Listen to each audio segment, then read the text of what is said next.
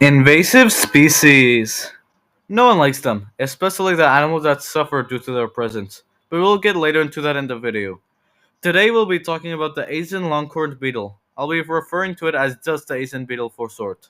While the Asian beetle is a mostly dark-colored, shiny insect with white spots, no horns, but very long antennae that are around 2 times its length.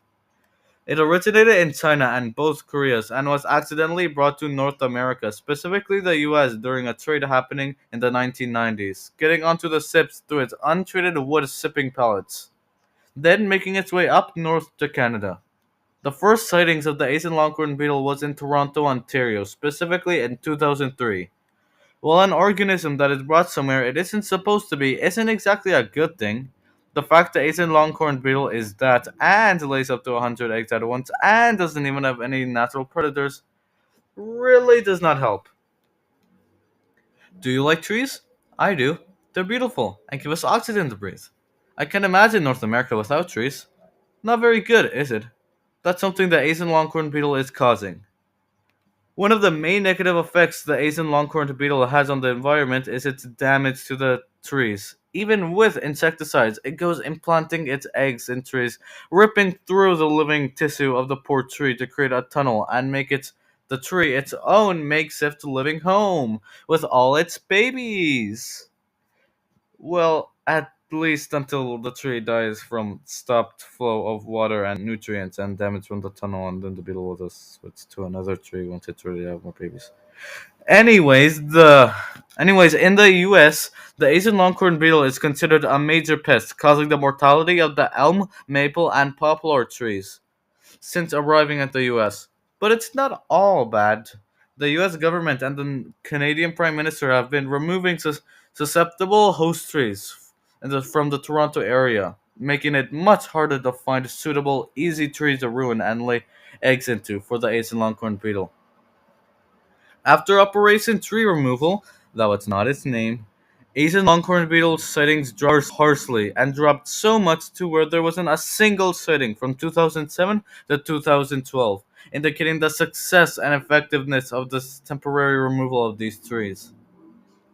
The Canadian Food Inspection Agency, otherwise known as the CFIA, has established a plan to make a forever removal of hopefully all Asian longhorn beetles from the Mississauga and Toronto, Canada, as well as a cooperation with the Toronto Ministry of Natural Resources and Forestry. And with these new regulations of these areas, there are now restrictions on the movement of nursery stocks, tree logs, wood chips, lumber, and bark chips for trees that are deemed as hosts for Asian beetles to help prevent the spread of Asian longhorn beetles to other parts of the world. Okay, not cool. This has been very Western. How about the impact on the North American indigenous people? Great question. That leads to the next part of this topic. Yay!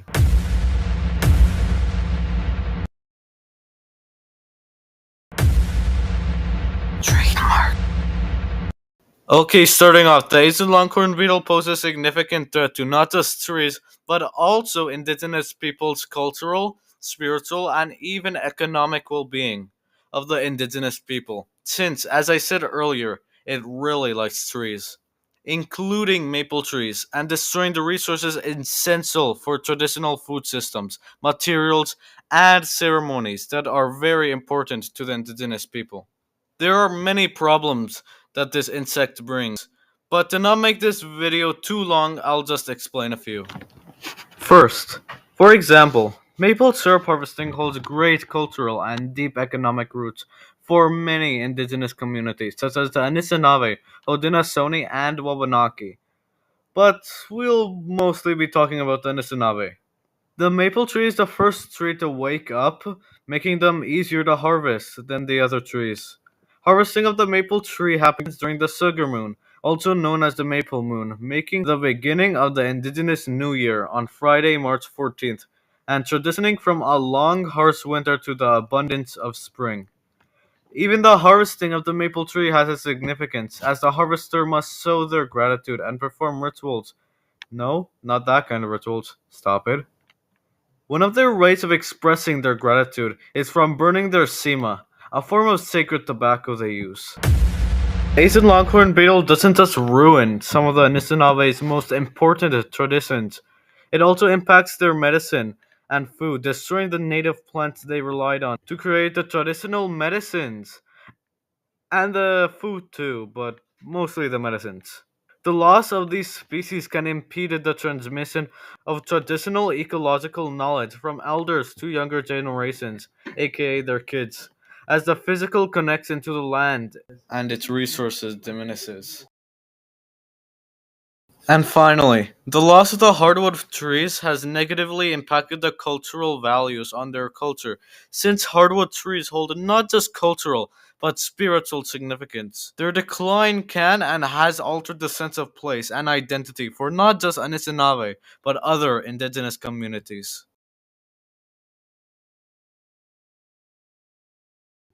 Oh no, that's horrible! Yep. Oh no, is there any way I can help? There indeed is. Here's how you can help. Okay, so before we start off, to get this straight, there's a native species in Canada that looks similar to the Asian longhorn beetle that is called the white-spotted sawyer. Adults of the white-spotted sawyer tend to be around 1 to 3 centimeters in length. They have a distinct white spot on their head. Note, it's usually one spot. They have strong, long, reddish-colored legs with black antennae that can be up to 2 times the white-spotted sawyer's length. The white-spotted sawyer can have small, irregular white spots on its back, but it usually only has one white spot, that being on its head. It also has a brownish color on their body. On their whole body, minus the spots that I mentioned with another color. Anyways, if you want to be able to correctly identify the Asian longhorn beetle, then here's the key stuff to look out for. Asian longhorn beetle adults tend to be around 2 to 4 centimeters. They have irregular white spots with a distinct blue color on their legs. Their antennae are black and white and tend to be 2 times their size and leave a round exit hole on the trees they burrow into.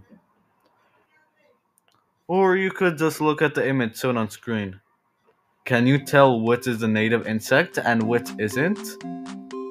And if you do ever see this little guy, make sure to stomp it hard and then go on with your day until you see another.